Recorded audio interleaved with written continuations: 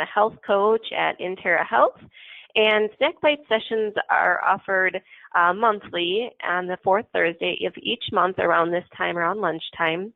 During these sessions, you'll have an opportunity to learn more about specific health and wellness related topics. And as we all have limiting schedules and tight time frames, these snack bites are intended to provide a small bite of information for you. So today's topic is explore physical activity. We'll talk more about the types of exercise and how much exercise to get into your day.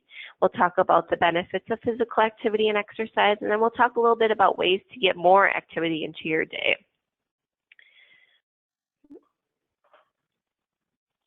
Okay, here we go. So our first exercise is cardio. It's no secret that cardiovascular exercise is important to our health. Cardiovascular exercise improves our body's functions in many beneficial ways. It aids weight loss, benefits your heart and lungs by strengthening them, which allows the heart to pump blood and deliver oxygen more efficiently throughout the body. It helps increase bone density, reduces stress, and it also is proven to reduce the risk of heart disease. Therefore, activities of daily living become easier because your body is running more smoothly. Examples of cardio exercise are fast-paced walking or brisk walking, climbing stairs, jogging or running, biking, swimming laps, jumping rope, tennis, or any other team sports. Strength training is a type of exercise that uses resistance to build muscle and strength. This type of training is just as important as cardio exercise because it increases bone density, it helps maintain or increase muscle strength, and improves joint functions. Strength training is important for all adults, both men and women. Strength builds confidence. Watching yourself get stronger through lifting can give you a boost in confidence. Also, as you go through your life and doing activities that you normally do, you'll probably notice yourself being able to do things a little differently or more easily, such as maybe helping friends or family move into a new house, lifting your grandchildren or kids, or even like something like chopping wood, all may be more manageable with a consistent strength training workout. When you lift weights, your resting metabolic rate can be elevated during the day, meaning that you'll burn more calories after you're done lifting, and then therefore more calories burned means more weight loss. Lifting weights over time can increase bone density and decrease the risk of osteoporosis, which is very important as we age. And examples of weight training include free weights, resistance bands, resistance machines, body weight exercises such as pull-ups or push-ups, kettlebells, and TRX bands. Stretching is an important aspect of physical activity that many people often overlook. Stretching helps you increase joint range of motion, lengthen tight muscles, improve your posture, and it helps reduce your risk of injury. There are basically two types of stretching you can do. The first type of stretching is called dynamic stretching. In this stretch, you take the joint and the muscles to their full range of motion repeatedly. These would be really good stretches to do before a workout to loosen up muscles and to get them primed. So start slow until you feel those muscles warming up and to get into the full range of motion. So examples of dynamic stretching would be arm circles, lunges, squats, trunk rotations, straight leg lifts, also known as Frankensteins, knee to chest, wrist and ankle rolls, and then the other type of stretching is called static stretching. This type of stretching should be held for 15 to 30 seconds on each muscle. And this stretch should be done with warm muscles, so it's perfect to do after a workout. And examples of this would be toe touch, hamstring stretch, butterfly stretch, all those kind of general stretching exercises that you do hold. So one thing to keep in mind, stretching should never be painful, and the more you stretch, the better you'll feel. One of the best full body stretches is yoga and yoga stretches. There are many different types of yoga classes and yoga videos available, and they're geared towards every level and every ability, something to consider. Okay, so after we cover the types of exercises, it's important to note how often the exercise, the intensity of each exercise, and what to do and for how long. So FIT is an acronym, F-I-T-T, is an acronym to do just that. So frequency, intensity, time, and type. Frequency is how often you are active. So everyone should be active 5 or more days a week, starting slowly and gradually increasing your physical activity. For a beginner, start with 2 to 3 days a week. And for more experienced people, individuals continue to do 5+ days a week. Intensity is next. Intensity is how hard your heart and your muscles are working. So for everyone, always warm up, always cool down, and always stretch. Be active at a moderate intensity. So an example of that would be a brisk walk, and slow down if you can't catch your breath or are having trouble breathing. Stretch after aerobic or strength training. And remember, a stretch should never be painful. Some discomfort is normal, and you want to feel a slight pull on the muscle. More experienced individuals, to build your intensity for aerobic exercise, you can increase your speed, increase your incline if you're on a treadmill, and or increase your resistance. Also, for more of the strength training components for experienced individuals, you can increase your weight or have shorter periods of time between your sets. Keeping track of your perceived exertion index is a great way to gauge your exercise intensity. An increase in exercise intensity can help you make the most of your workouts. You can burn more calories in less time and accomplish your workout and weight loss goals that much faster. A quick, easy way to evaluate intensity is to check your ability to breathe and talk. You should be able to breathe fairly comfortably and rhythmically throughout all phases of a workout to ensure a safe and comfortable level of exercise, especially if you're just starting out an exercise program. You should also be able to talk continuously, completing short sentences with no problem. If you can't carry on a conversation, you may be working too hard. While you should be challenging yourself, this is a gauge to monitor your ability to continuously talk for 10 to 20 seconds as a guideline. So this chart, the perceived exertion index, is a good way to be aware of your exertion and your progress. Time is how long you're active. So everyone should try to be active for at least 10 minutes without stopping.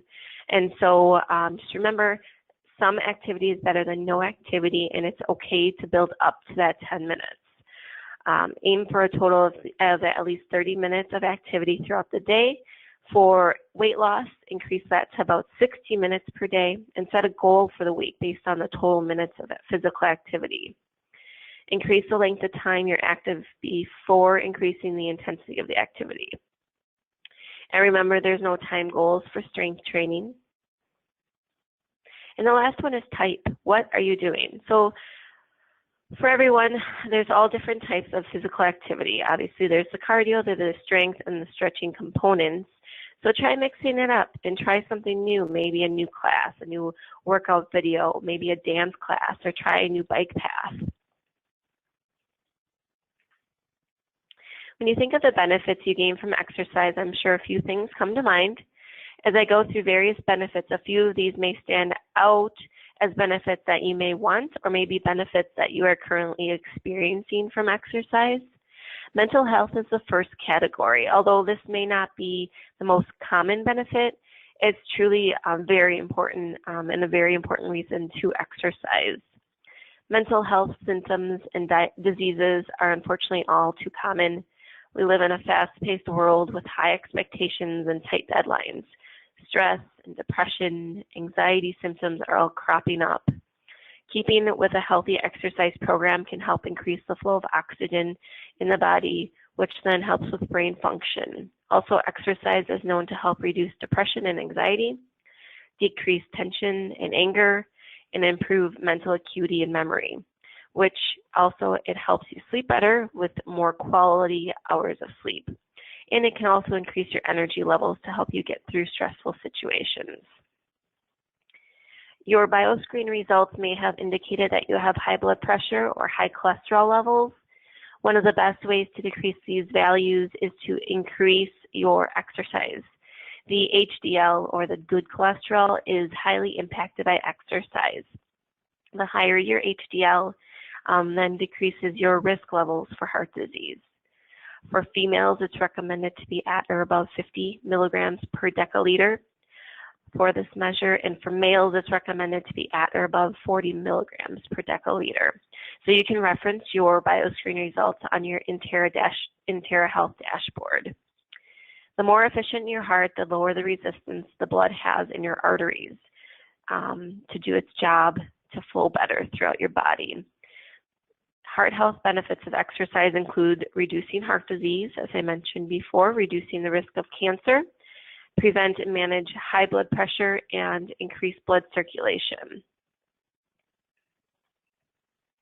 Weight benefits are probably the most common benefit that are the reason why people initially want to start working out. Regular exercise improves the management of diabetes, reduces the risk of dying prematurely, helps build and maintain healthy bones, muscles, and joints, and then, of course, helps control weight and improve the self-image. Determining a fitness routine that works for you is very important. Fitness is a universal word. So for you, fitness may mean weight loss, while others, it could mean improved energy levels or overall well-being. The fact is that we all have our own ideas of what fitness is, how to achieve it, how significant it is in our lives, and what motivates us to get fit. Finding that exercise routine that works for you is something you enjoy. It builds on your strength, both physically and mentally, and is something that is lasting, meaning something that you can see yourself committing to for long periods of time. One of the most important aspects of exploring your fitness is identifying your own fitness level. When determining your fitness level, think about structured versus non-structured activities. So structured activities are these performed with an underlying purpose and a goal in mind. Typically, time is set aside to do these activities, such as going to the gym, going for a run outside, going to an aerobics class, or lifting weights. Non-structured activities are activities done on a daily basis. So examples could include walking the dog, taking the stairs, or walking from building to building at work.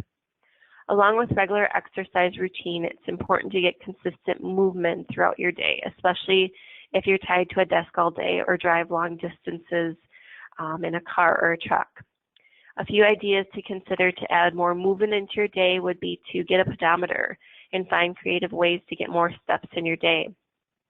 Pace or stand up while you're on the phone. Take the stairs versus the elevator. Take advantage of sitting. If you do have to sit for a long time, do calf raises or circle your ankles, maybe do leg kicks. Any movement helps as you're stuck sitting for a long period of time. Exercise in line. If you're standing in line, maybe stand on one leg for balance or step side to side when waiting. Exercise balls are always a great addition if you're sitting for a long period of time. It helps with your core, but also the subtle movement can help add more calorie burn than just sitting at your desk. If you can't sit on a ball at work, maybe try at home while you're watching TV, or eating dinner, folding laundry, or reading. If you're sitting, you can be sitting on a ball. Walk and talk. If you have an opportunity, make meetings walking meetings versus sitting around a conference table. And drink more water, kind of a double bonus there. Obviously, the benefit of drinking water, along with more trips to the bathroom, mean more walking, more movement. And as always, before starting any new exercise program, consult with your doctor. If you're interested in learning more about starting an exercise program or getting more physically active in your day, please feel free to schedule a health coaching appointment with me. You can do so by giving me a call. And thanks for being here today. Our next session is scheduled for August 24th at 11:30 a.m. Central Time, and our topic will be Explore Hydration and Sun Safety. Thanks for joining us today, and we will see you next month.